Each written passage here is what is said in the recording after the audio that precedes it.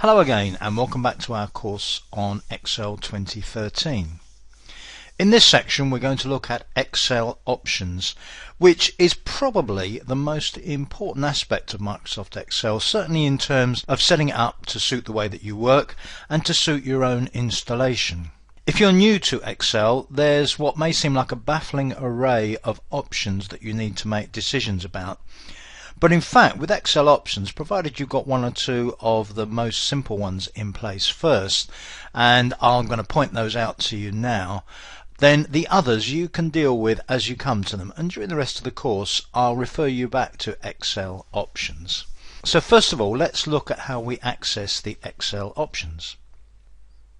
Well, let's go into Backstage View, and in Backstage View, right down at the bottom, Options. Now the Excel options is really a big dialog box, and you should know by now that if you want some help at any point, you've got the link through here, the question mark that takes you through to help. And the dialog box is arranged into a set of pages. So we have a general page, we have a formulas page, proofing, save, languages, and so on. Now some of these I'm going to talk about later on in the course, but I want to talk about a few of the main straightforward settings to get you started. And let's go back to the general page first. Now 3/4 of the way down that page there's a section marked Personalize your copy of Microsoft Office. And in there you should have your own username. This username will be used to annotate the workbooks that you create, and it can be used in a number of other situations to do with making changes to workbooks and so on. But either put your own name or a sort of code name or something in there. And the other thing you can do here, I'm not going to go into this in detail now, but you might like to look into it, is that you can choose the Office theme and Office background that you want to use. Now these basically relate to a common approach, a common theme throughout your use of many of the Office 2013 components. I've got mine set here at the defaults. Now when we talked about help earlier on, I didn't really talk about what are called screen tips. Let me hover over one of the rows in the first section on the general page of the Excel options. And what pops up there is what's called a screen tip. It says show mini toolbar on selection, that's bold. That's the tip, and then below that the other text is referred to as a feature description. Now this can be very useful to have these screen tips and feature descriptions appearing whenever you're using Excel, particularly when you're new to Excel. It will tell you what a particular command, what a particular button does, and then also give it a little bit more of a detailed description of what it does. Now after you've been using Excel for a while, you may not need those screen tips. And this first section on the general page lets you switch them off or partially off. If you look at this drop down, it says screen tip style, show feature descriptions in screen tips. That's the sort of full-on version of screen tips. If you said I don't want the feature descriptions, you'll only get the tip, the title if you like, and if you select don't show screen tips you won't get anything at all. Now I'm going to choose the middle option, so don't show feature descriptions. Any changes you make in Excel options only actually get executed when you click the OK. So let's click on OK. I've got a little workbook open here. Let me hover over the command here. It says bold. It only says bold. It tells me what that command is. It's the command to make text bold. Let me go into Backstage View again, back into the options, the general page. Now let me go back to the original setting, show feature descriptions in screen tips. Click on OK again, hover over that same button. Now it says bold, and the rather helpful text, make your text bold. Now in this case perhaps that's not a particularly helpful feature description, but sometimes the feature descriptions are quite detailed and can really help you explain how something works or what it does in a little bit more detail. So let's go back into the options again. and I'm going to leave it at show feature descriptions in screen tips. When you've been using Excel for a while, you may find that you don't need the feature descriptions, you may find that you don't need the screen tips at all, so this is how you switch them off. So I want to talk now about this section, the second section that says when creating new workbooks. You may be familiar with the concept of themes in Microsoft Office or maybe in Microsoft Excel, and we're going to talk about themes later on.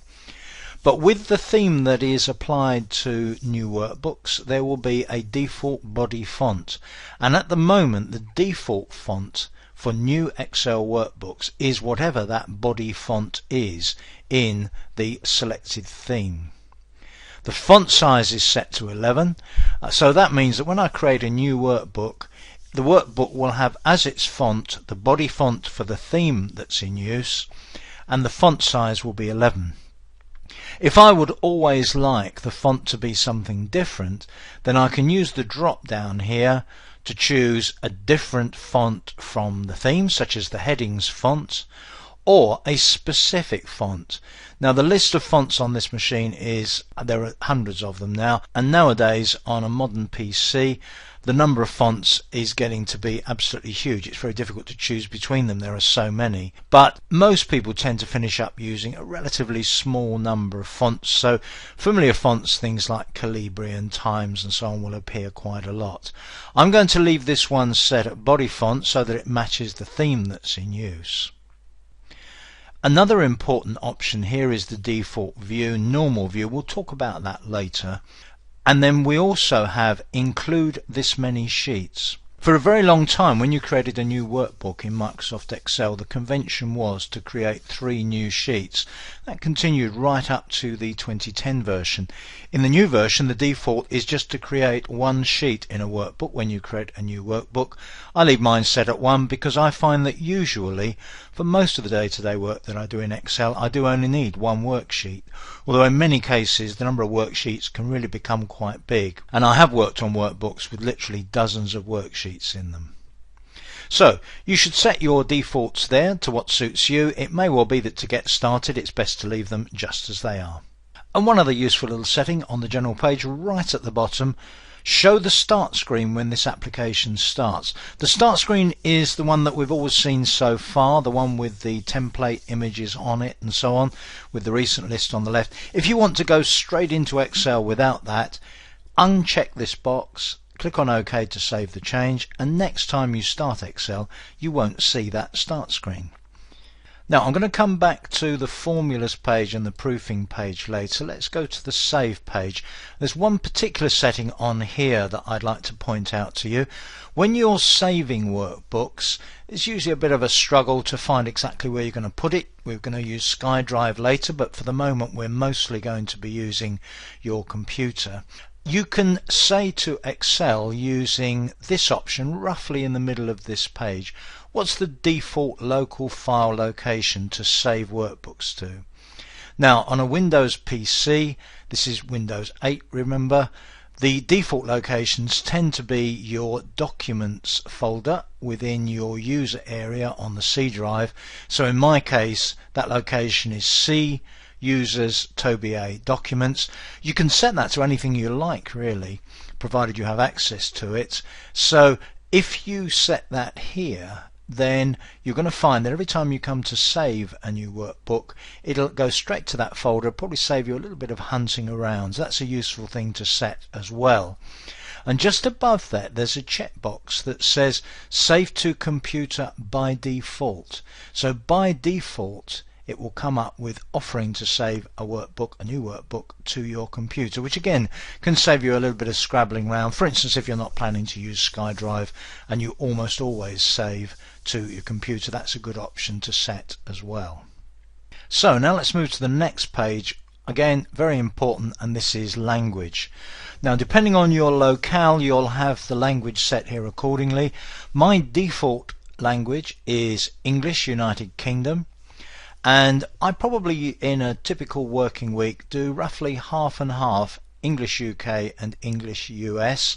I don't routinely work in any other languages, so I only have those two set up. Most people will only have one language set up, and to some extent people would say, well, what's the difference between English UK and English US? Well, believe me, there's quite a big difference. But you will normally have just your default language set up, and if you use another one, it's pretty easy to add another additional language there. If you look at the drop down below this main box here, the list of languages is extremely long, and those languages are supported very well in Excel. So basically, make sure you have the right language set, and if there's more than one language, make sure you've got the correct language set as your default.